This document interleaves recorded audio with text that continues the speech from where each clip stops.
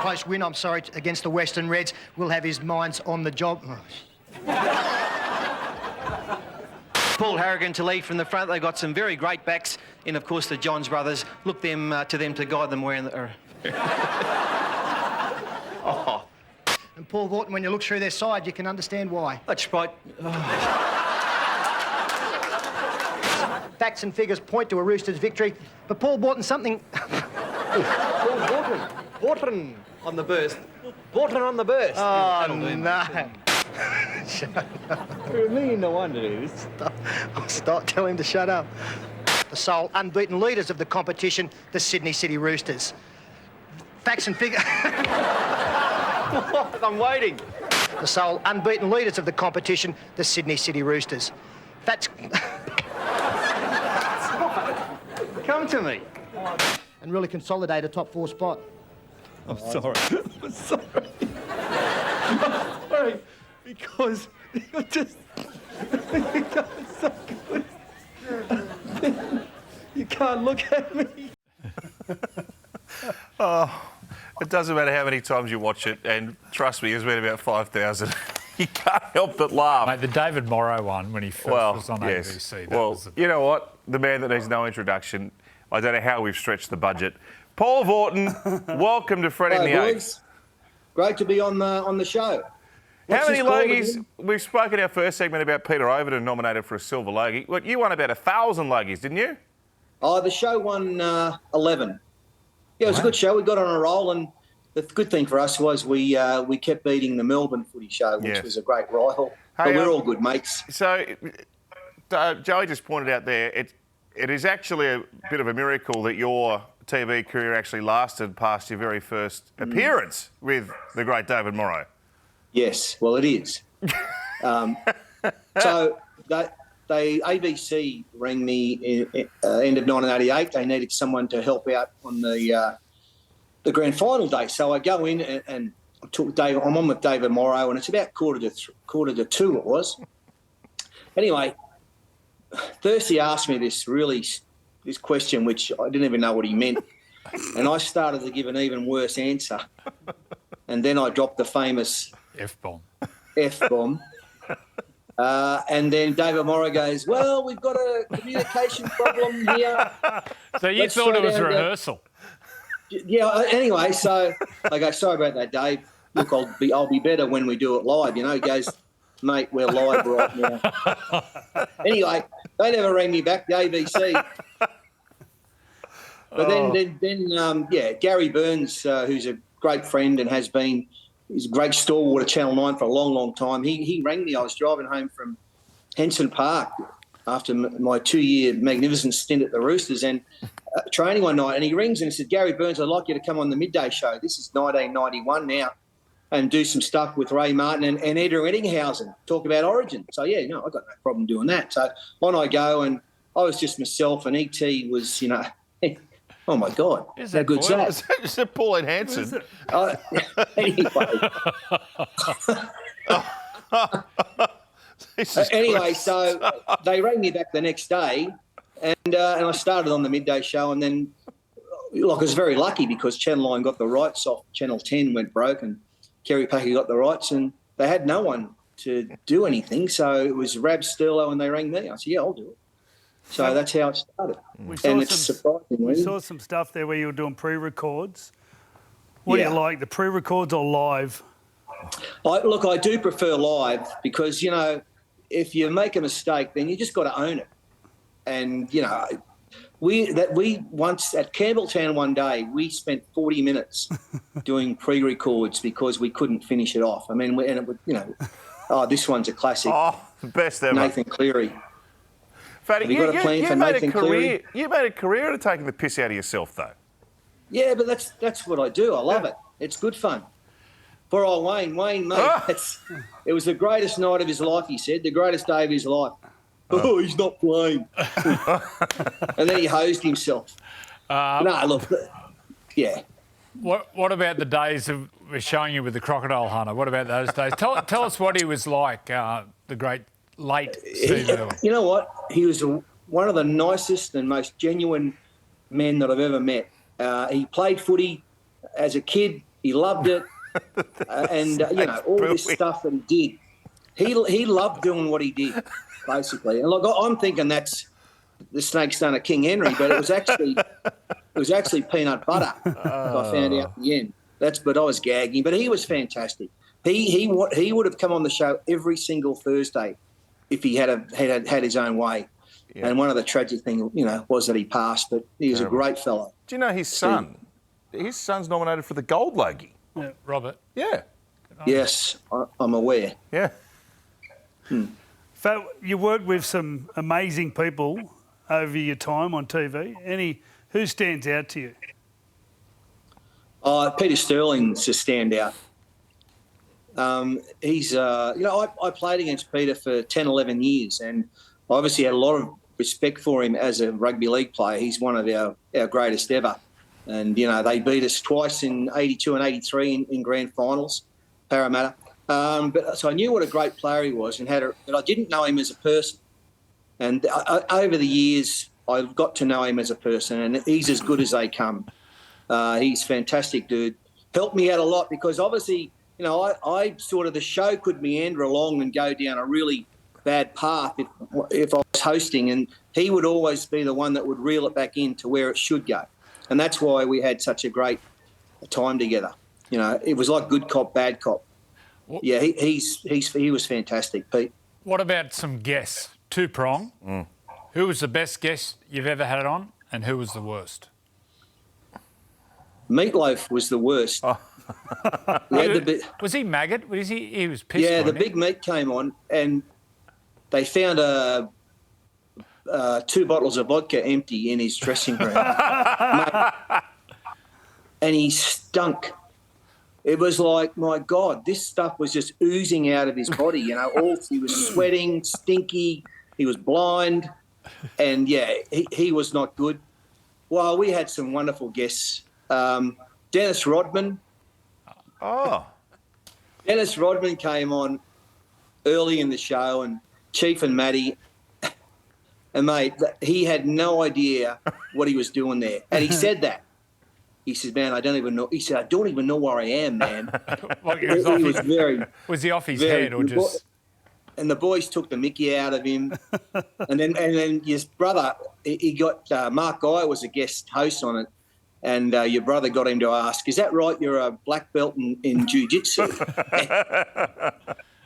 And Matty told him to ask that one. And Dennis Rodman didn't even know what jiu-jitsu was. He sort of said, what you talking about? Yeah, mate, yeah, he was a good one. What about the skits? Now, which one do you look back and laugh at? Well, the one that I watch it, I do watch it back every now and then. Working with Pete was great. But is the one in the dark room, myself and Darryl Broman in the dark room, the first time we ever did it. Because we obviously thought there were snakes and spiders and cockroaches in there, and you've never seen 2 more frightened people. And I still laugh now when I see it. But the other one is Yellsplat Pete Niam. Is iron calcium, is iron protein. That's one of our favourites. This one here, the great Terry Hill, unfortunately gone, but, you know, and then Kenny comes in. Super Sally kicked the one. Do you reckon you could get away with some of that stuff now? Sorry, mate? Do you reckon you could get away with some of that stuff now? Oh, you look, to be honest, it's one of the reasons the show's probably finished is because we just took the mickey out of everything we could. And, you know. Spice Girls. Yeah, that's the ginger spice, yeah. You know what I want, what I really want. I think I end up driving still up the clacker in the end with that one. And then this one, Shania Twain. Yeah, I mean, it was a wonderful so funny. Showing off my tits. Anyway, look, there's so many things to talk about with that show, but it was so good. You know, talking about asking how long the show would last, how long do you reckon would Mahatma Coat last on air? Now, he'd last 2 seconds. Oh, what the name very much. Gundappers, hit it, boys. Mate, I remember every single thing he said, Matt. My goodness. He wouldn't last. He wouldn't last on air at all. You know, you couldn't even put him on air. Anyway, Virginia was But funny at I the time. remember the chili thing, right? Yeah. We did the chilies, and I actually said to Chief took a little tiny bite, right? And I said to myself, that's not good enough. Here it is here. But that, I was on that Were segment. you on? Did Were you, you? Yeah, I was on. did you have any? Yeah. Freddy's there. Fat left No, what for, happened? Fatty left for 10 minutes. Yeah. Yeah, because, mate, they said, the chilies they're just mild. But, mate, they found them in a jungle in Venezuela. And they were super duper hot. And then Chief, they put Chief off, and he ended up drinking the sour milk that had been in the fridge for 3 weeks. Up and undering everywhere. They didn't. We had to sign, one of those affidavit things? Yeah. We had to sign with the Waivers. show. Didn't a doctor ring in and say it could have killed you? Yeah, to say, if you die, it's not our fault. We had to sign one nearly every show. Now, you did some Anyway. crazy things. We got the Daredevil dudes going at the moment. Any stand out that really scared you? Yeah, this stuff here, I was really frightened because That looks scary. they know what they're doing, right? They're professionals. But, mate, it only takes half a second to get off kilter and away you go. This wasn't good either. Yeah, but the going fast in cars, I wasn't really wrapped in. But you did everything. One thing I never did, I never jumped out of a plane. Didn't want to do that. And they were sweet with that. But, the jumping off into the bungee jumping in New Zealand. So, Andrew, you know how brave Chiefs was on the footy field. Yeah. He stood on the thing for 25 minutes before he jumped. He stood there looking over for 25 minutes. And every 10 seconds he'd go, are you sure it's tied on? Am I tied on? Are you sure? You sure? And the blokes are going, mate, yes, you are. There's no drama. Oh. And he'd look over and then, hey, mate, 25 minutes before he jumped. The big frightened chieftain. Yeah, you mentioned Kerry Packer before. Any interactions yourself and the great man, Kerry Packer? Well, I just had the one, and it wasn't even about the Footy Show. I know he was a Footy Show fan. He loved it. But he called me in. His secretary rang me. I was driving home from doing some work on the show one Tuesday afternoon, and this lady goes, Paul, it's Chris from Mr. Packer's office. And I said, he'd like to talk. He said, yeah. I said, put James on, right? Because I knew James a bit. I'd played golf with him a couple of times. And she goes, it's not James. I went, so I pulled over on the side of the road. And it was all about the Super League and the Northern Eagles joining Norths and Manly, which I was on the Manly board at the time. And I didn't want it to happen. Apparently I was the only one because they'd been offered big money, $10 million to join. But, mate, our history with Norths was awful. Right? So I said, no, mate, I'm not going to vote for it. He says, why? And I said, well, I've got a lot of reasons. He said, come in and tell me. So in I go, and he's got Bob Fulton was very keen for it to happen, right? He's got this team there, and he goes, what about that team? I said, mate, the salary cap's $4.1 million. That's worth about $38 million. He said, haven't you heard of cash? I said, oh, no. Anyway, so then he goes, he said, so you're a TV star now, son. And I go, and he's sitting just opposite. I go, I don't go for that TV star stuff. Mr. Packer said, it's just a job to me. And he goes, just a job, is it? Working for Channel 9. I go, it's the greatest job I've ever had, Kerry. And then he says, what about your little mate Sterling? He's losing his hair. And I'm looking at him, this Goliath of a person, and I say, oh, yeah, shit, imagine being bald. How bad would that be? And he's just staring at me, although, Kerry, quite a lot of people can pull it off. And then he laughed. But I had 2 hours with him. It was wonderful 2 hours. What a great man. And the last thing, see, I remember the Footy Show in its heyday, it sort of got bagged a bit because people were saying, they don't talk enough footy and blah, blah, blah. And we didn't want to talk footy. We wanted to have fun, right? And Kerry said to me, he said, mate, he said, Thursday night, he said, I'm getting ready for the footy coming on Fridays. He said, all I want to do is laugh. He goes, you make me laugh, son, and I'll be happy. And that's what we did. That's what we tried to do. He got television. He knew what he wanted, and he got it. Great man. You're still making us laugh all these years later, Fatty. What jersey are you wearing there? I've got my 1989. There it is. When this is a 3-0 series. Yeah. On a fair income department, what does that jersey mean to you? Oh, that's my last ever try for Manly, that one.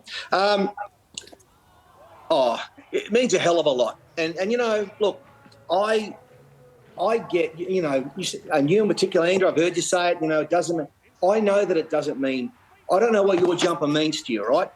But I know what this means. This means that when I run out in this jumper, well, I'm playing for everyone that I play with. I'm going to give my guts in this jumper, right, for you, Wally, and for you, Gilly, and for you, Gino, and for you, Mal, and Alf, every single one of you. I'm going to play my ring out as hard as I possibly can. I'm playing for my mum and dad sitting in the crowd because, you know, all of our parents always looked after us, training, you know, 2-3 times a week in the rain, the cold. You know, and I'm playing for the people in Central Queensland and North Queensland. That's it. That's who I'm playing for, and that's why I wasn't the greatest player in the world. I'm well aware of that. But I'll tell you what, no one tried harder in Origin than the little redhead fella. You know, and I just gave as good as I had. That's all you had to do in Origin, and you know, for everyone. And I was lucky. I had a very successful and enthralling Origin career. You know, played in a wonderful team. Look. We did have it happen to a bloke called Wally Lewis, who was just amazing, you know, just amazing. We'd work our rings out for him so that, you know, he would finish off. And he did so many times. A little kick, a little dummy, a run, you know. That try he scored in 1989 in that second game, I've never seen anything like it. It's like everyone... And there was 4 or 5 defenders around him, right? It was like everyone was bamboozled by him. He wasn't even running that fast, but no one touched him. It's like he just ran through them. He was covered in funnel webs. You know, it was amazing. And there was nothing he couldn't do on the footy field. So, you know, it was a wonderful team to play in throughout the 80s. Next Wednesday night, it's on, Decider. It's going to be huge. How do you see it? Look, the one positive we've got is that I know that first half down in Melbourne was horrendous, right? But we've won, there's been four halves, and we've won 3 of them. So we just got to forget about that. I think we've got to play tougher and stronger. In that second game, we were off. There was no aggression. You know, you've got to start with aggression right from the very kickoff. You just got to show them, with your defence and with your attitude that, you know, we're not letting you blokes through. We are hit. But it was so un-Queensland-like. It wasn't much fun. I was actually crook and I watched it from home in bed. Couldn't go down and it didn't make me feel any better. So, you know, they've picked another team, a few changes. You know, everyone's crying out about David Fafita. You know what? Billy obviously can see some deficiencies in David's game that he won't pick him. And one of them is that off the ball, he's just a bit slack. Now, David Fafita's 24. I'm telling you, he doesn't know how good he can be. He doesn't know how good he is and how good he can be. He's going to find out in the next couple of years, right? But as soon as he does, he'll be unstoppable for the rest of his career. At the moment, you know, I know he can score tries, but just off the ball, he's just a bit slack, and I think that's the reason probably that Billy didn't pick him. But mate, I wish if I'd have been 6'4" and 120 kilo, I'm telling you, no one would have stopped me. You know what I mean? And Trevor Gilmster, those sort of guys. But we were midgets. We were, 90 kilos, doing our best. But David Fafita, he's going to work it out one day, how good he can be. So anyway, but he's left him out. We've once again got a team of workers. Kurt Capewell, he's very experienced, good defender. We've got two new wingers because the other 2 are injured. Dane Gaggai's a veteran. I do like him as a player because you know what he does? He gets up in their faces and he gives it to them. And that's what we needed in that second game. It didn't happen. So, I'm enthralled. I'm going to be enthralled to be at Suncorp next week and watch it and just see what they've got. New South Wales were magnificent. That team, they had 4 big ins for that team, right? And they were, Trell, Mitch Moses, Cameron Murray, and there was, one other that came in, and they just blitzed it, absolutely blitzed it. It's going to be a bit harder for them this time because, that was an ambush. We weren't ready. I'm pretty sure Billy's going to have them ready for this one. The bloke who you're going to need to play well is the fullback. What do you make of the new superstar, Reece Walsh? He's very good. He's very exciting. And it's got this thing, that hop and step that he does. And it's just amazing because no matter how long you've been playing, when a player running at you and he does that, he does the hop and step, everyone stops. Even if you've been playing for 15 years, you stop because you're just going, right, what's he doing? What's he going to do now? Well, actually, in fact, what he's going to do? He's going to stand you up and run around you. And that's how good he is. It's a very good thing that he's got in his game. If the more he's involved, the better the Broncos go and the better Queensland will go. And then I'm a fan of Kalen Ponga. Look, he's a great player, very good. He's only just come back from injury, but you saw what a difference he made for the Newcastle team. He's been injured for a couple of years with the Queensland side. He's another guy that can finish off. You've got to have finishers. You've got to have stars that can, not do the mundane things, do them well, but who, they're a Wally Lewis, right, or a Gene Miles who can rip a defence apart. We've got to have them, and then we've got 2 of them in our team at the moment. Fatty, we missed you in Melbourne. It wouldn't be an Origin decider at Suncorp without you, and it's great to know that you're on the mend and you'll be back with us next Wednesday. Can't wait to see you there. It'll be a ripping game. You'll see it all exclusively live and free on 9. Pleasure, boys. Good on you, Fat. Lovely to talk to you. Love you guys. You're fantastic. See you, mate. All right, boys. Bye-bye. The great Fatty Vautin, of What a course. legend. Isn't he Too just good. the best? Too good. He's just the best. Still a critical member of our team here at Nine's Wide World of Sports. Of course, Origin 3 from a sold-out Suncorp. The countdown is well and truly on. This year, NRL on 9 is your one-stop shop for all footy. That's right, Freddy. Not about the highlights. Action. 7 days a week. Billy and Gus podcast, get that on your drive on the way home. Immortal Behaviour. Grab a seat on the couch for that. And, of course, my favourite, Freddy in the 8. The best footy brains, the biggest games.